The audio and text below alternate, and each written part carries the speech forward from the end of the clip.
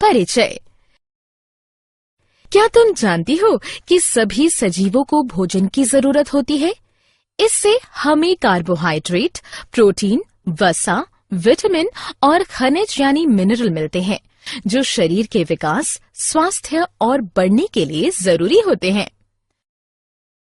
हमें भोजन पौधों और जानवरों से मिलता है, जो खेती या पशुपालन के जरिए हमें प्राप्त होता है।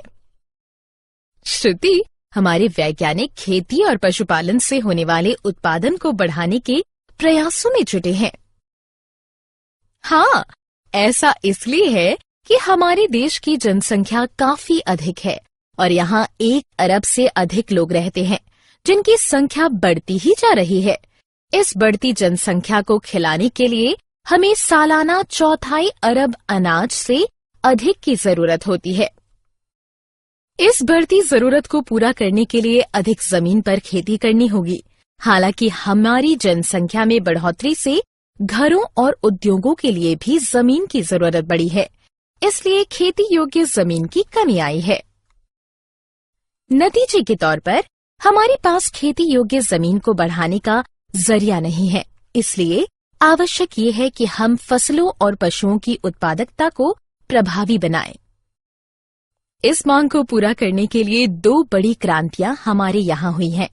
पहली हरित क्रांति, इससे अनाज का उत्पादन बढ़ा, और दूसरी श्वेत क्रांति, इससे दूध की उपलब्धता के साथ ही उसके बेहतर और प्रभावी इस्तेमाल में बढ़ोतरी हुई। इन क्रांतियों की वजह से हमारे प्राकृतिक संसाधनों का व्यापक इस्तेमाल हो रहा है। ये हमारे प्राकृतिक संसाधनों को इस हद तक नुकसान पहुंचा रहा है कि उनके संतुलन के पूरी तरह नष्ट होने का खतरा पैदा हो गया है।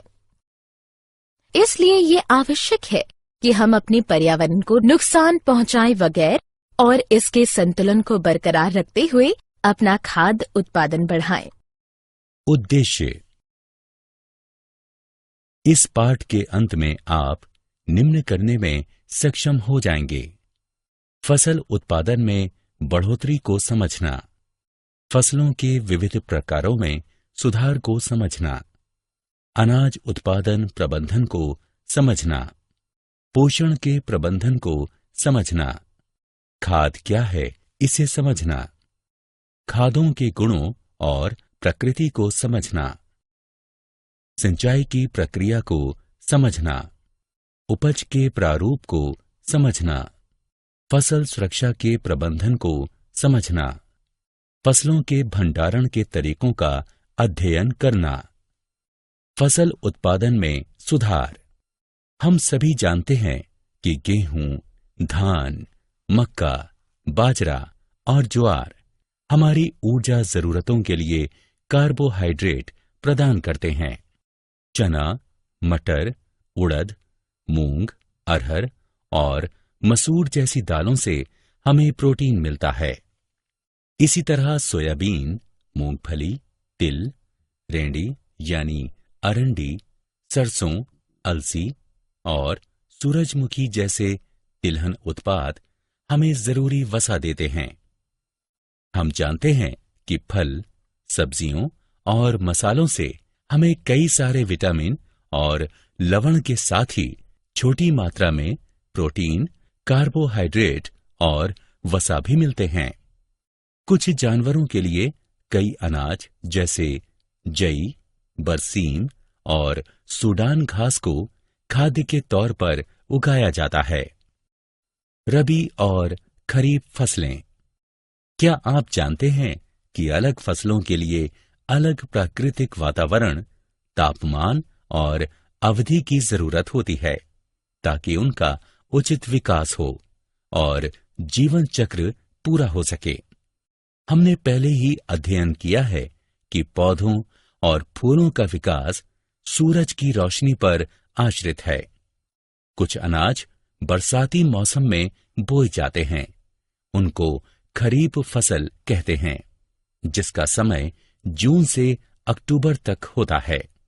धान, सोयाबीन, अरहर, मक्का, कपास, हरा चना और उड़द को खरीफ की फसल कहा जाता है। कुछ फसलें जाड़ों में उगाई जाती हैं, जिसे रबी का मौसम कहते हैं। ये नवंबर से अप्रैल तक होता है। गेहूं, चना, मटर, सरसों और अरंडी आदि रबी की फसलें हैं। भारत में 1960 से सन 2004 तक अनाज उत्पादन में 4 गुना बढ़ोतरी हुई है, जबकि कृषि योग्य भूमि में केवल 25% की बढ़ोतरी हुई है। कृषि कार्य को 3 चरणों में बांट सकते हैं। पहला, बोने के लिए बीजों का चयन। दूसरा, फसल की रोपाई के बाद देखभाल का चरण है। तीसरा चरण, फसल के विकसित होने और कटाई के बाद उसकी सुरक्षा का है। इसीलिए अनाज उत्पादन को सुधारने की मुख्य गतिविधियों को निम्नांकित में बांट सकते हैं।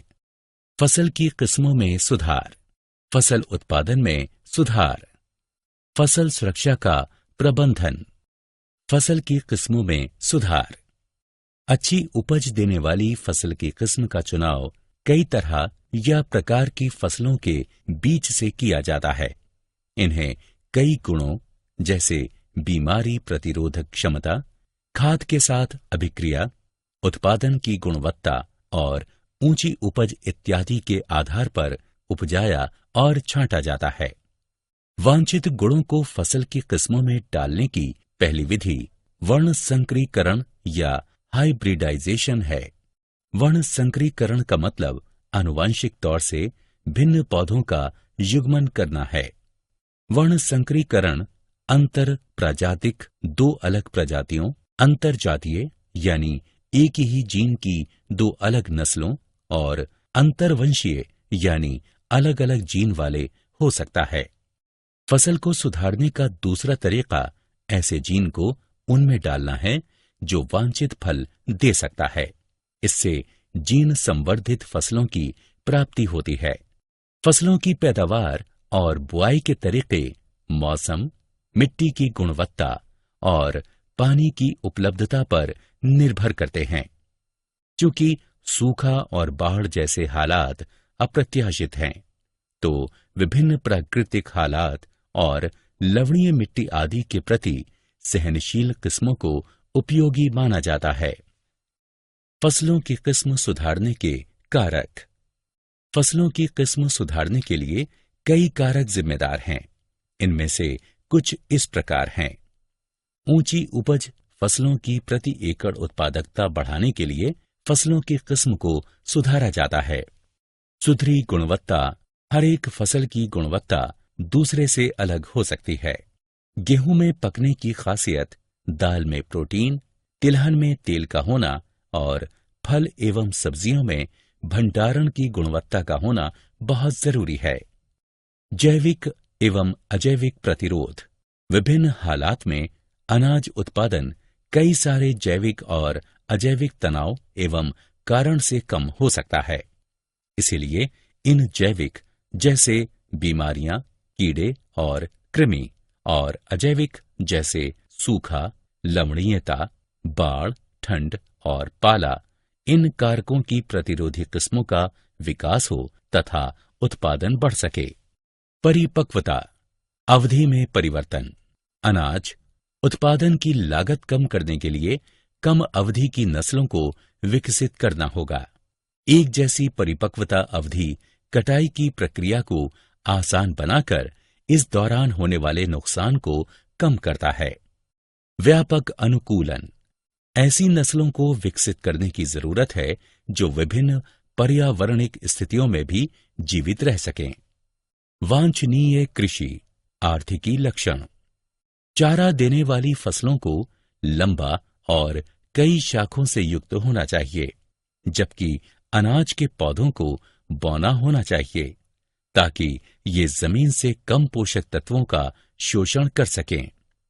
इसीलिए वांछनीय कृषि आर्थिकी लक्षणों से युक्त नस्ल का विकास उच्च उत्पादकता के लिए सहायक होता है। फसल उत्पादन प्रबंधन।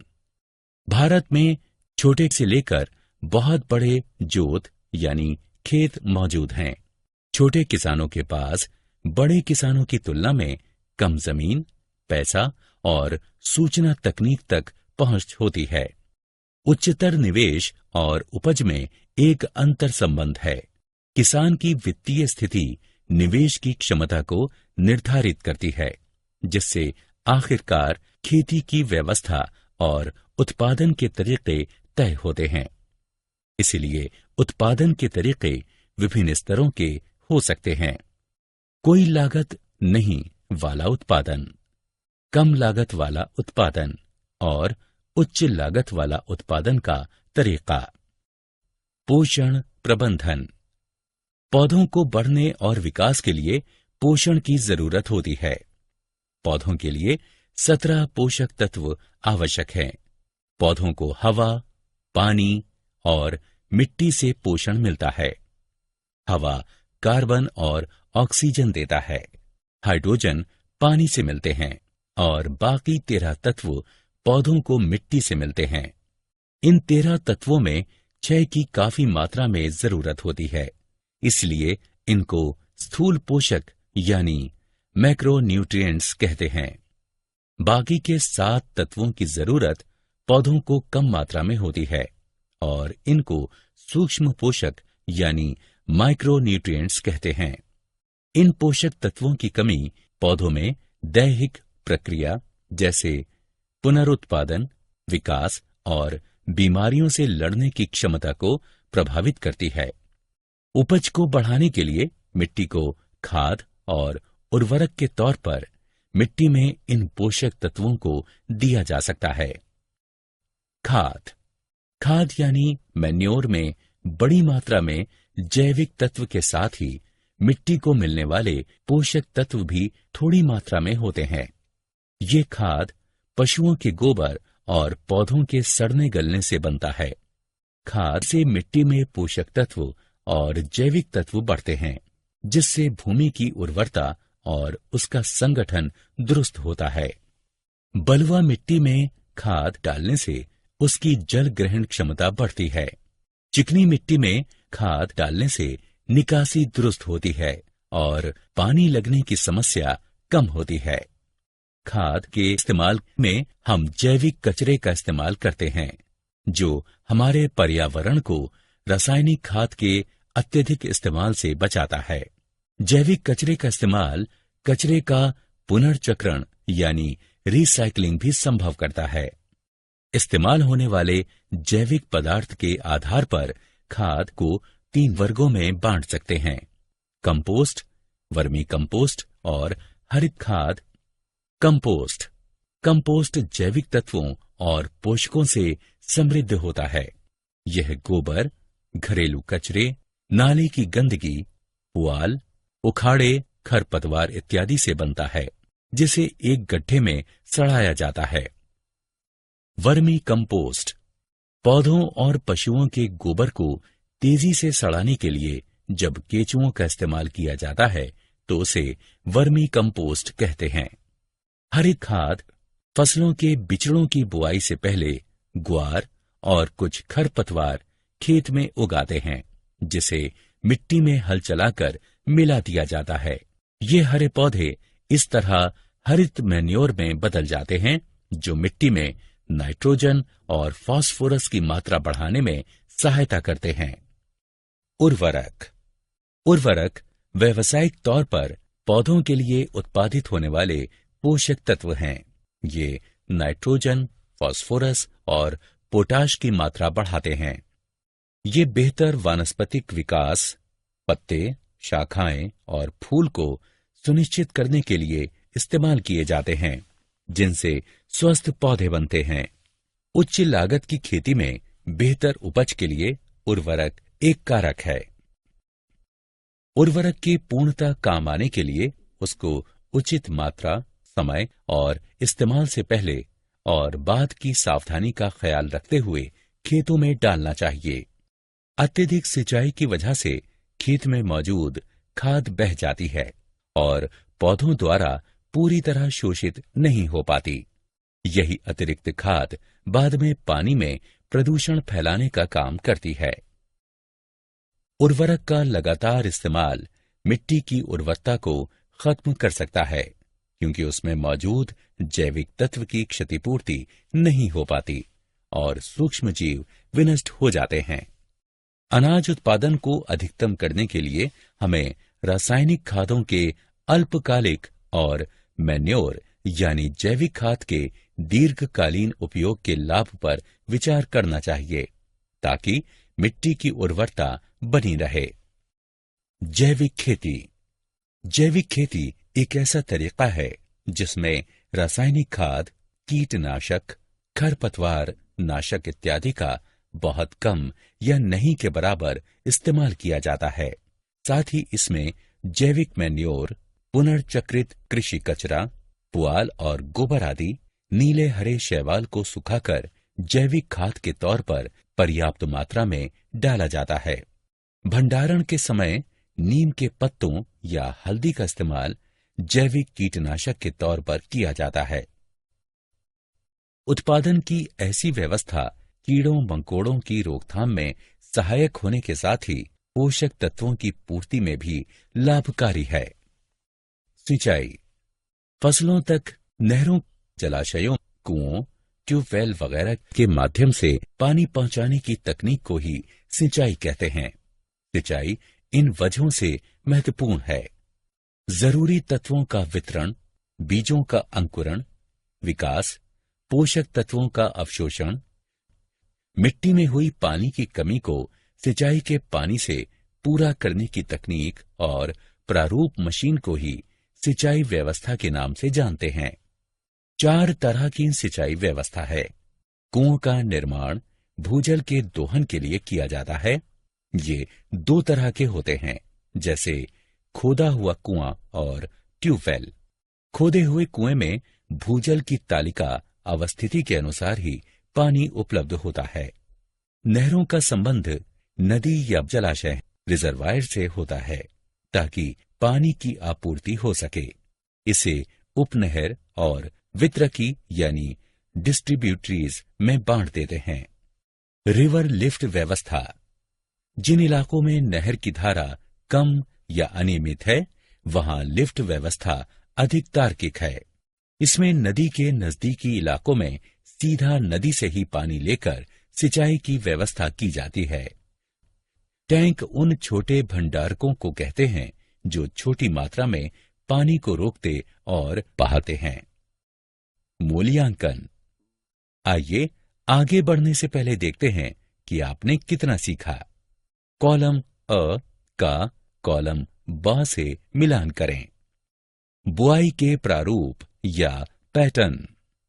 फसलों की बुआई के विभिन्न तरीके अपनाए जा सकते हैं ताकि अधिकतम लाभ मिल सके।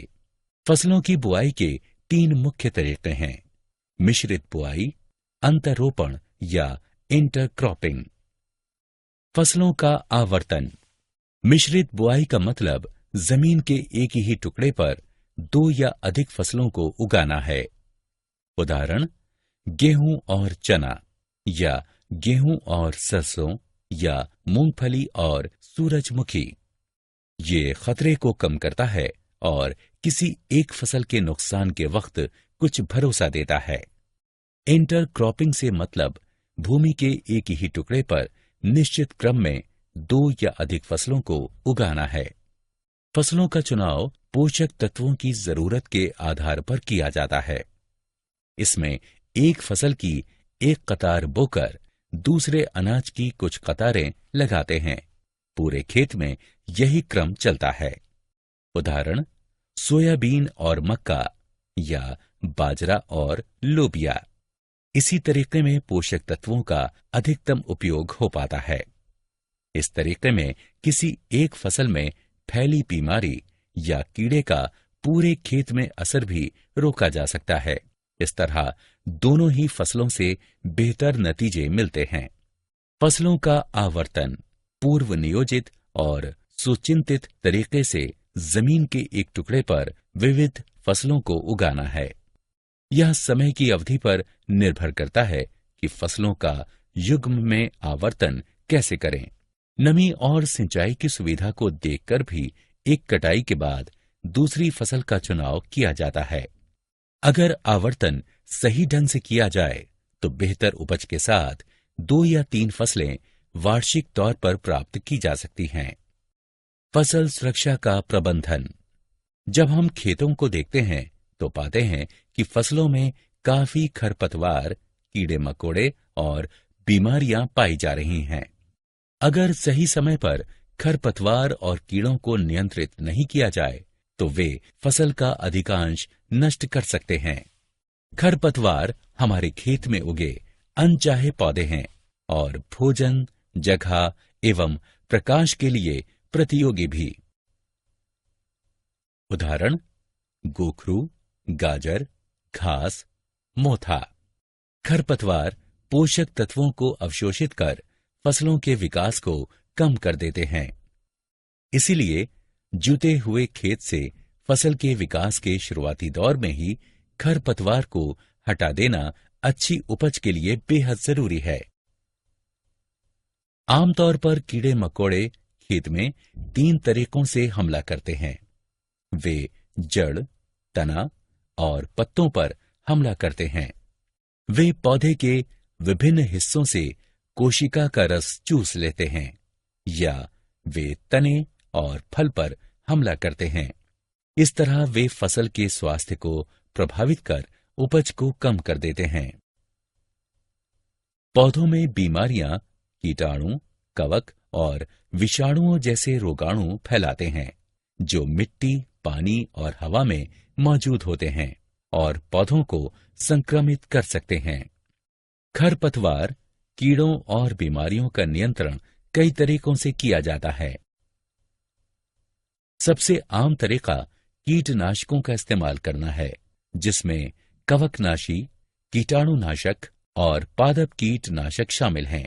ये पौधों पर स्प्रे किए जाते हैं या मिट्टी और बीजों के शोधन में इस्तेमाल होते हैं।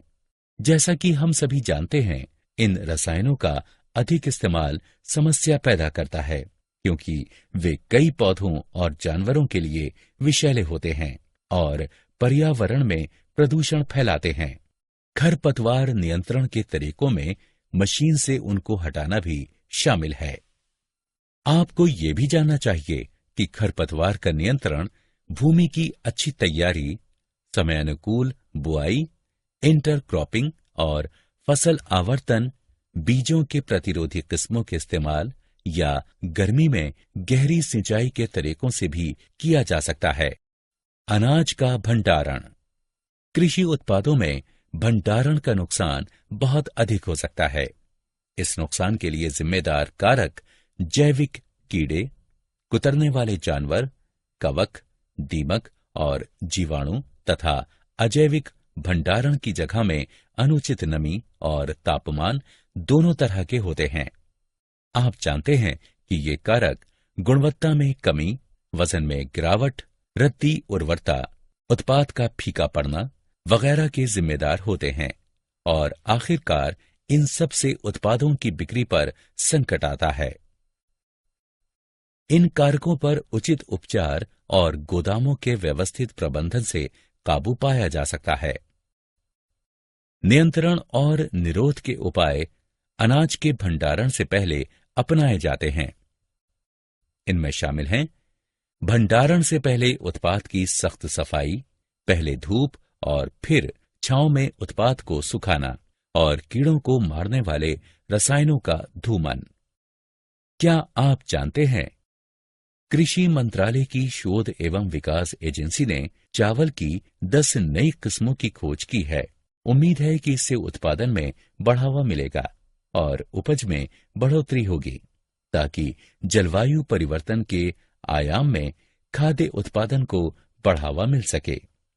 ये किस्में हैं वर्षा, धनु, शिंगम, कुंजु कुंजु, वर्ण, कुंजु कुंजु प्रिया, गौरी और श्वेता। इसी तरह श्री अरुण और श्री वरुण मीठे आलू की नई किस्में हैं। चारा बनने वाली फसल की 3 नई किस्में भी BL 180, JHO 99-1 और RO 19 के नाम से जानी जाती हैं। सारांश। आइए हमने जो कुछ सीखा है उसे संक्षेप में दोहराएं। फसलों के लिए आवश्यक 13 पोषक तत्व हैं। इनमें से 6 काफी मात्रा में आवश्यक हैं, जिनको स्थूल पोषक के नाम से जानते हैं, जबकि बाकी 7 तत्वों की कम मात्रा में जरूरत होती है। मैन्योर और खाद फसलों को पोषक तत्व देने के मुख्य स्रोत हैं। जैविक खेती एक ऐसा तरीका है जिसमें खाद, कवकनाशी, कीटनाशक आदि के तौर पर रसायनों का कम से कम या बिल्कुल ही नहीं उपयोग किया जाता है। जैविक खाद, पुनर्चक्रित कचरे और खेती के स्वस्थ तरीकों का इसमें अधिकाधिक इस्तेमाल होता है। मिश्रित खेती एक खास खेत पर कृषि उत्पादन के साथ ही पशुपालन इत्यादि इकट्ठा करने को कहते हैं। मिश्रित बुआई एक ही जमीन पर 2 या अधिक फसलों को एक साथ बोने को कहते हैं। इंटरक्रॉपिंग का मतलब निश्चित तरीके से 2 या अधिक फसलों को बोने से है। फसल आवर्तन का मतलब जमीन के एक टुकड़े पर विभिन्न फसलों को निश्चित तरीके से एक के बाद एक बोना है। उच्च उत्पादन, अच्छी गुणवत्ता, जैविक और अजैविक प्रतिरोध, पकने की अवधि को कम करने, व्यापक अनुकूलन और वांछनीय कृषि आर्थिक गुणों की प्राप्ति के लिए गुणवत्ता में बढ़ोतरी आवश्यक है।